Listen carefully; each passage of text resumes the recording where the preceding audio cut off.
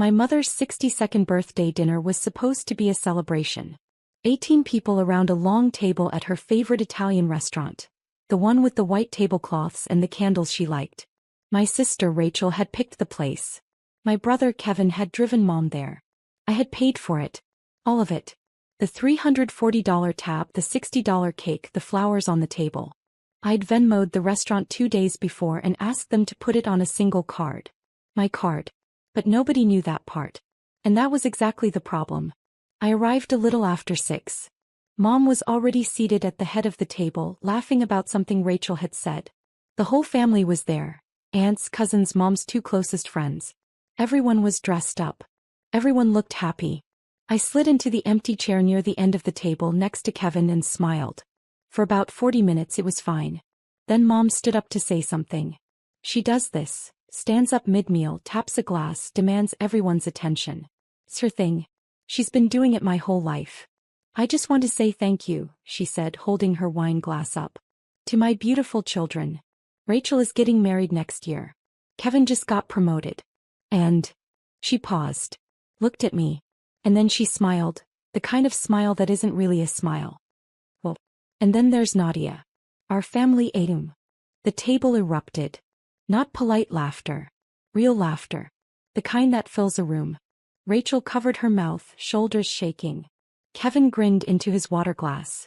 My Aunt Linda slapped the table. Mom's friend Carol said, "Oh my God, that's so true," and everyone laughed harder. I sat very still. Mom wasn't done. She turned to the table, still holding her glass. Seriously. Whenever anyone needs anything, Nadia pays. Need a new fridge? Call Nadia. Car broke down. Nadia's on it. It's basically her job at this point. More laughter. Mom shrugged like she was being charming. Like it was funny. Like it was a compliment. I smiled. I didn't say anything. I picked up my fork and kept eating. And I made a decision. Not right then. Not in that moment. The decision had been building for months. Maybe longer. But sitting there watching my mother use me as a punchline in front of 18 people, watching no one defend me, watching the woman I'd spent 4 years financially keeping afloat laugh at the fact that she'd been doing it, something inside me went very, very quiet. Not angry. Not loud. So, like a switch flipping off. I finished my dinner. I stayed until dessert. I said happy birthday to my mother, hugged her and left at 8:15. I drove home in silence. And that night at 9:47 p.m. I opened my laptop, logged into every account and began. I need to take you back. Because this didn't happen overnight. This was 4 years in the making. My dad died in February of 2020. Heart attack. He was 63. It was fast. One morning he was fine, that afternoon he was gone. Mom called me from the hospital and I drove there and sat with her in a white plastic chair and neither of us said much. That's how grief works sometimes. You don't have words. You just sit. Dad had been the one managing the finances. Not because Mom couldn't, she's not unintelligent, but because he just always had. He paid the bills. He handled the mortgage. He kept track of everything in a little notebook he stored in the kitchen drawer. When he died, that notebook was the only record anyone had. Within 2 weeks, Mom called me in a panic. Nadia, I don't know what's due when. I don't know what the passwords are. I can't figure any of this out. I was 29. I just finished my master's in finance. I was working as a junior analyst at a firm downtown, making $72,000 a year. It wasn't a lot. But I knew numbers. I knew how to organize things. And she was my mother and she was grieving and I loved her. So I said yes. Just for a few months, I told her. Until you get on your feet. That was 4 years ago. The first few months it made sense. Mom was devastated. She could barely get out of bed some days. Someone needed to make sure the mortgage got paid, the electric bill didn't get shut off, the groceries showed up. I set up autopays. I linked her accounts to mine. I created a spreadsheet because of course I did, and tracked every single dollar going out the door. Here is what that spreadsheet looked like in those early months. Mom's mortgage. $1,450 a month. Utilities, electric, gas, water combined, $520. Groceries and household supplies, $480. Mom's car insurance and payment, $390. Internet and cable, $160. Mom's credit card minimum payments. $750. That's $3,750 a month. Before emergencies. And there were always emergencies. The water heater broke in March. $1,200. The fridge stopped working in May. $900 for a replacement. Kevin's car needed new brakes in June. And somehow that became my problem too because he lived at Mom's house and used her car half the time anyway. $340. By the end of the first year, I'd spent $51,000 on my mother's household. $51,000. In 12 months. On a salary that had just recently been bumped to $78,000. I was living in a studio apartment. I ate ramen 3 nights a week. I didn't go out. I didn't buy new clothes. I didn't have a vacation in over a year. Every paycheck after taxes I looked at the numbers and I did the math and I transferred what needed to be transferred. And I told myself it was temporary. I told myself Mom would figure it out. I told myself this is what family does. But Mom didn't figure it out. Because she didn't need to. I was handling it. By the second year the pattern was set in stone. Mom had stopped asking what things cost. She just spent. Groceries came from the expensive store now. The one with the organic everything and the fancy cheeses. The electric bill crept up because she kept the heat at 74 degrees in winter and the AC blasting in summer. Rachel moved back home for 6 months between apartments, and Mom added her phone bill to the pile without asking me. $85 a month just quietly added. And then there was Rachel's engagement. Rachel got engaged in the spring of my 3rd year paying for Mom's life. Her fiancé Marcus is a good guy. But the engagement party? That was all Mom. And Mom had opinions about what it should look like. We need to rent out the garden at Rosewood, Mom told me over the phone one evening in April. It's only $2,800. Only $2,800. I didn't say anything. I just transferred the money. The dress Mom bought for the party, $640. The flowers, $380. The invitations, actual paper, calligraphed, mailed, $220. All of it came from me. Rachel didn't know. Kevin didn't know. Mom just called, told me the amount and I paid it. Every single time. Kevin wasn't innocent either, but he was a smaller drain. He lived at Mom's, ate Mom's food, used Mom's gas money. He asked for cash sometimes, just to get through the week. And Mom would call me and say, Kevin needs $200, can you wire it? And I would. Because what else was I supposed to do? Say no to my brother while my mother guilt me silently on the other end of the line? I kept the spreadsheet updated. Every month. Every transaction. Every receipt. By the end of year 2 the total was $109,000. By the end of year 3, it was $163,000. And through all of it, no one in my family once asked me how I was doing. Not once did Mom say, Nadia, this is a lot. Are you okay? Not once did Rachel say, hey, Mom says you've been covering things. That's a lot of money. Not once did Kevin look at me and say thank you. The closest I ever came to bringing it up was once about 2 years in. Mom and I were on the phone and I said casually, Mom, have you thought about maybe contributing a little more to the household? Maybe picking up some of the grocery costs. There was a pause. Nadia, she said. I'm a widow. I don't have income. You know that. She did have income. Dad's pension paid her $2,400 a month. She also had $40,000 in savings that she'd had for over a year and never touched. I didn't bring it up again. Here's the part nobody in my family knew. I got promoted. Twice. The first promotion came at the end of year 1. Right when I was deep into paying for everything. Senior analyst. My salary jumped to $108,000. I didn't tell Mom. I didn't tell anyone. Not because I was ashamed. Because I knew exactly what would happen if I did. The requests would get bigger. The emergencies would increase. The expectations would double. I'd watched it happen before. Once early on I casually mentioned I'd gotten a small bonus at work. Within a week, Mom called asking if I could help out with a $3,000 repair on the kitchen floor. The bonus was $2,400. She didn't know that. She didn't care. So I kept quiet. When Mom asked what I did for work, I said, I work in finance. She'd nod and change the subject. She never asked how much I made. She never asked what my job actually involved. Rachel never asked either. Kevin certainly didn't. At family dinners, conversations about my life lasted about 12 seconds before someone changed the subject to Rachel's latest boyfriend or Kevin's new apartment or something mom needed fixed. I'd learned over time to stop bringing it up. It was easier to disappear into the background than to be ignored in the foreground. The second promotion came 18 months later. Director of Financial Analysis. My salary moved to $145,000. My apartment stayed the same, a small one-bedroom in a quiet part of the city. I drove a 2019 Honda Civic with 67,000 miles on it. I wore the same clothes to work that I'd worn for years.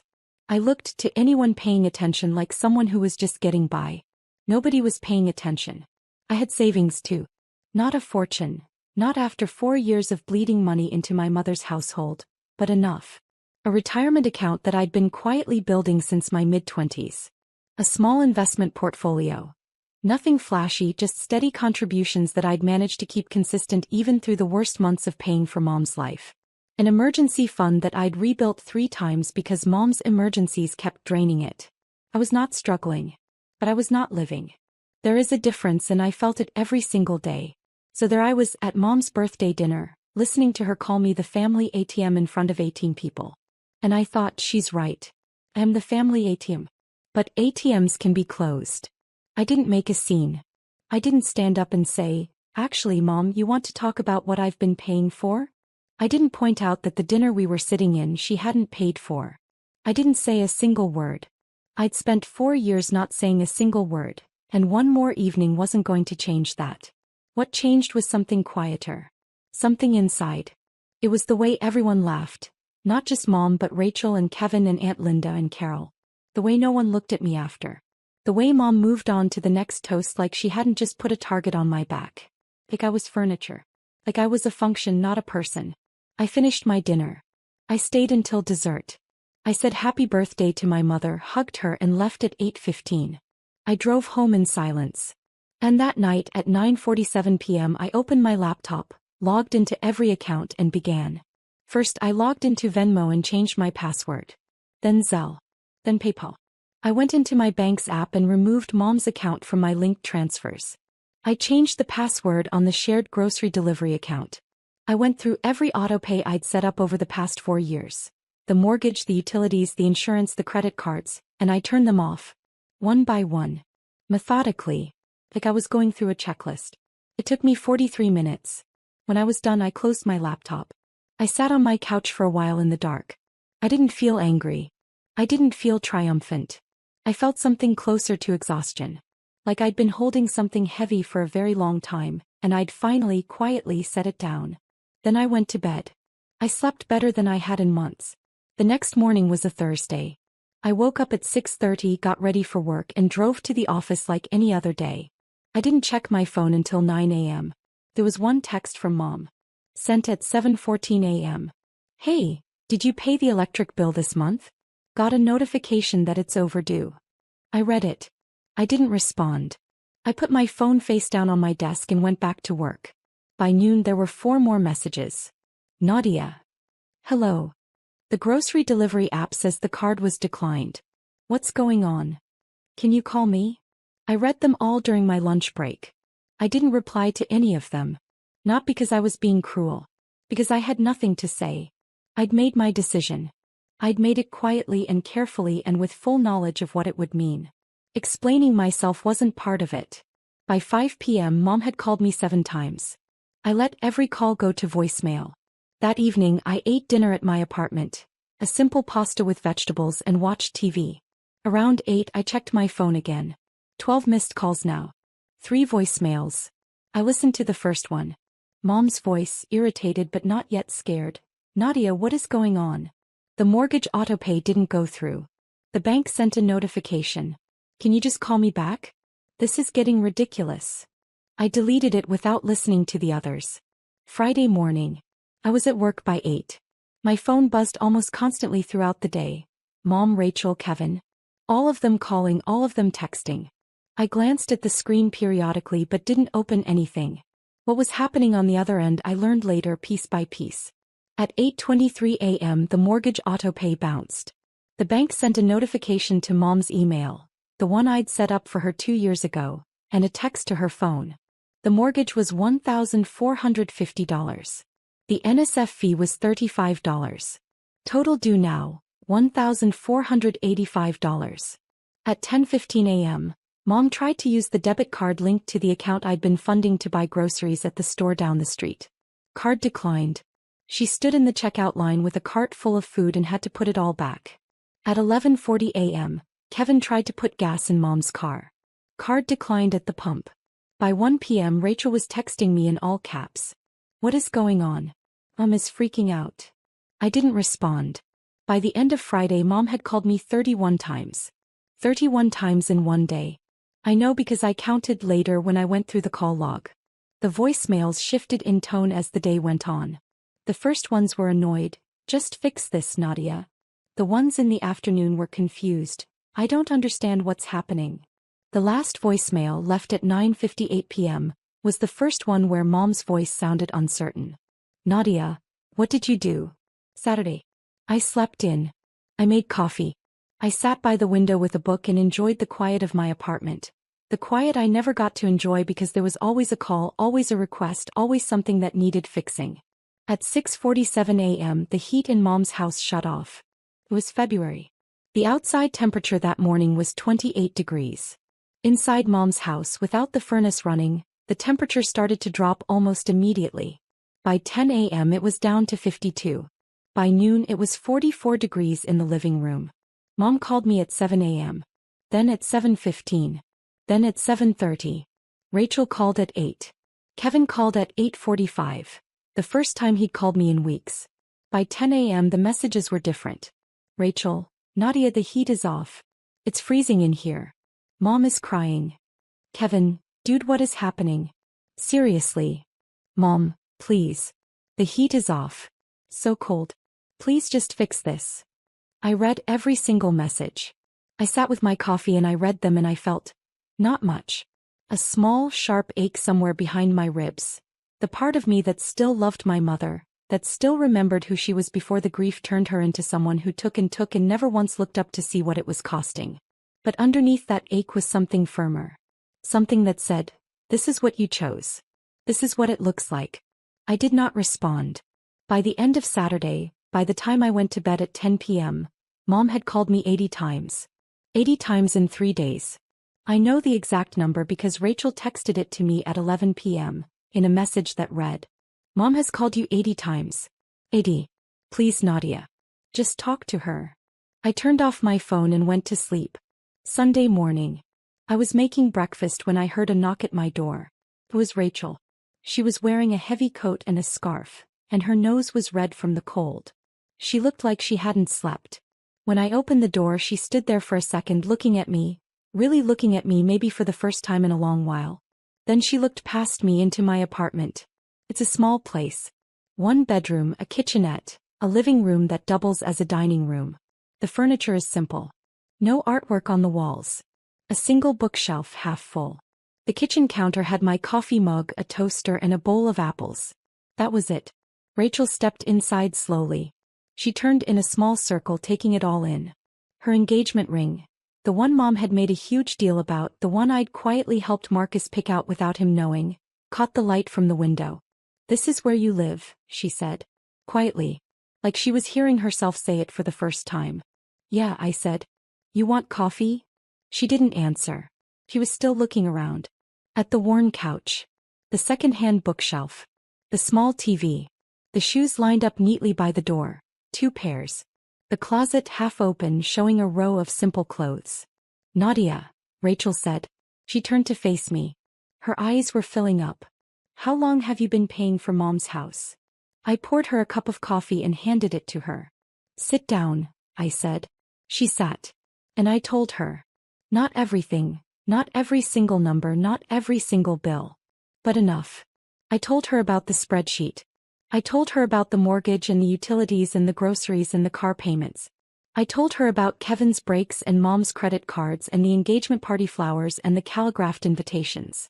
I told her the total. $187,000, I said. Over 4 years. That's what the bank confirmed. Rachel didn't say anything for a long time. She held her coffee cup in both hands and stared at the table. Her face went through several things: confusion, disbelief, and then something that looked a lot like shame. She didn't. Rachel started. No, I said. She didn't know how much. Or she didn't want to know. Either way. And you never said anything? When would I have said something, Rachel? Every time I tried, she made me feel guilty for asking. I'm a widow. I don't have income. She has Dad's pension. She has savings. He just never had to use them. Because I was covering everything. Rachel set her coffee down. She pressed her hands against her face. Oh my God, she whispered. We sat in silence for a while after that. The morning light moved across the kitchen floor. Outside, a car passed. Somewhere down the hall, a neighbor's dog barked. What do you want me to do? Rachel finally asked. Nothing, I said. I don't want you to do anything. I just want her to understand what's been happening. And I want her to figure it out. Rachel nodded slowly. She looked at me, really looked, and something in her expression shifted. Not pity. Something more complicated than that. I'm sorry, she said. I'm so sorry, Nadia. I had no idea. I know, I said. That's part of the problem. On Monday morning, Mom called the bank. She'd been calling me all weekend, 80 times by Saturday night, and another 40 by Sunday evening. I hadn't answered once. So on Monday, desperate, she called the bank directly. She wanted to know why the payments had stopped. She wanted to know what was wrong with the account. The bank manager, a woman named Sandra, was professional and calm. She pulled up the account history. She looked at the transaction records. And then she told Mom exactly what she saw. Mom called Rachel after that. Rachel called me. The bank manager told Mom everything, Rachel said. Her voice was steady, but I could hear something underneath it. A kind of quiet fury. Not at me, Mom. Every transfer. Every autopay. 5 years of records. Mom's name isn't on any of the funding. It's all been you. Every single month. I know, I said. Mom is. Rachel paused. She's not doing well. I know that too. There was a silence. She wants to talk to you, Rachel said. I'm not ready for that, I said. And I meant it. Not because I was angry, though I was, somewhere deep down, in a place I hadn't let myself look at for a long time. But because I needed Mom to sit with this. To really understand what had happened. Not just the numbers. The years. The silence. The loneliness of being the person everyone relied on and no one ever thanked. Okay, Rachel said. I understand. By the end of the first week, the consequences had compounded into something Mom couldn't ignore or minimize or laugh off. The mortgage payment had bounced twice now. The bank had sent a formal notice. Not yet a foreclosure warning, but close. The language in the letter was careful and specific, and it made clear that continued non-payment would trigger the next stage of the process. The heat had been off for 5 days. Mom had called a repair company on Sunday, but when she gave them her card, it was declined. She didn't have the $847 needed to cover the past due gas bill plus the $200 reconnection fee. She called Rachel, who didn't have it either. She called Kevin, who had $60 in his checking account. The electric bill was $380 overdue. A shut-off notice had arrived in the mail on Tuesday. The car insurance payment had bounced. A letter arrived Wednesday saying the policy would be suspended in 10 business days unless payment was received. Mom's credit cards, 2 of them with minimum payments I'd been making for years, were now past due. Late fees had kicked in. The credit card company had called twice. And the grocery situation was, in Mom's words, a disaster. Without the card working, without cash, without anyone to cover it, the fridge was running low. Mom had $2,400 in her pension, which had deposited on the first of the month. But that money had to cover everything now. And $2,400 doesn't stretch far when you're used to spending $4,000 a month. Kevin, to his credit, had started looking for a part-time job. It was the first time in 2 years he'd done anything like that. Rachel had quietly started paying for some of Mom's groceries out of her own pocket. Not a lot, but enough to keep the fridge from being completely empty. Mom called me every day. Sometimes 10 times a day. Sometimes 20. The voicemails evolved. By Wednesday of the first week they sounded like this. Nadia, please. I know I said something stupid at dinner. I'm sorry. Can we just talk? Please. By Friday. The heat is still off. It's so cold in this house. I don't know what to do. Please, baby. Please just help us. Just this once. I promise we'll figure it out. By the following Monday, day 8. Nadia, I talked to the bank. I know how much you've been paying. I didn't realize. I swear I didn't realize it was that much. Please. Please call me back. I'll do anything. Name your terms. Just please call me. I listened to every voicemail. Every single one. And I did not call back. While my family was falling apart financially, I was doing something I hadn't done in 4 years. I was living. The first week after I cut off the payments, I took the $3,800 I would have transferred to Mom's household and I did something different with it. I paid off a chunk of my student loans, a payment I'd been putting off for months. I set up a new automatic transfer into my investment account. I bought groceries at the store I actually liked, the one with the good bread and the fresh fish. I ordered a meal from a restaurant I'd been wanting to try for over a year. It was a Tuesday night when I sat down at that restaurant, a small Italian place with dim lighting and candles on every table, and ate a meal alone and enjoyed every single bite. The waiter asked if I was waiting for someone. I said no. He smiled and brought me another glass of wine and didn't ask again. I sat there for almost 2 hours. I ate slowly. I tasted everything. And for the first time in a very long time, I didn't feel guilty about spending money on myself. Because here is the truth that no one in my family understood. I had been paying for their life at the expense of my own. Not just financially. The constant calls. The constant requests. The constant low-level anxiety of knowing that if I didn't pay attention something would break, something would shut off, someone would be in trouble. It lived in my chest like a weight I carried everywhere. To work. To bed. To the grocery store. And now it was gone. The silence in my apartment in those first few days wasn't lonely. It was peaceful. It was the first real peace I'd felt in 4 years. Rachel came back on the following Sunday. And the Sunday after that. She didn't come asking me to fix things. She came to sit with me. To talk. To understand. I think in her own way she was trying to make up for 4 years of not noticing. Not all at once. But slowly. One visit at a time. The second time she visited, she brought a bottle of wine and we sat on my couch and she asked me questions. Real questions, the kind no one in my family had asked me in years. What did I actually do at work? What did I enjoy? Was I happy? Did I have friends outside of the office? When was the last time I did something just for myself? I couldn't answer that last one right away. I had to think about it. I told her the truth. About the promotions. About my salary. About the fact that I'd been living in this small apartment not because I couldn't afford anything better, but because every dollar I spent on myself felt like a dollar taken from the family. I'd internalized it so deeply that I didn't even realize for a long time how wrong it was. I thought this was just what you do, Rachel said, holding her wine glass. For family. It is, I said. But not like this. Not one person carrying everything while everyone else benefits and no one says thank you. That's not family.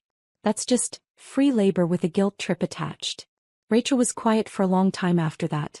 Mom doesn't understand, she said finally. I know.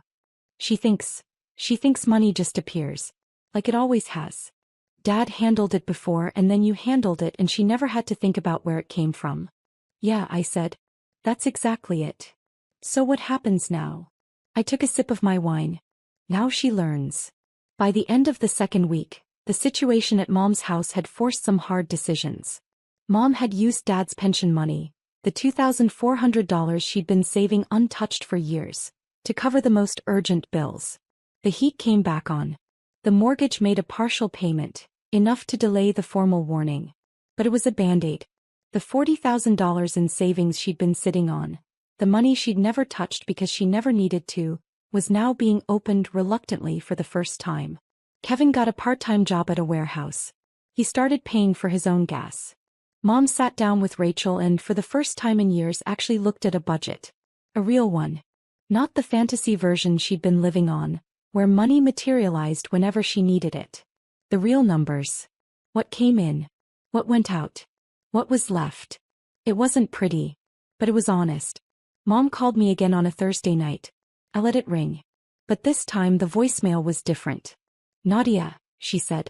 Her voice was smaller than I'd ever heard it. Quieter. I talked to Rachel. And I talked to the bank. Then I sat down and I looked at everything. Everything you've been paying. For 4 years. Pause. A long one. I didn't know. I swear to you I didn't know how much. I thought.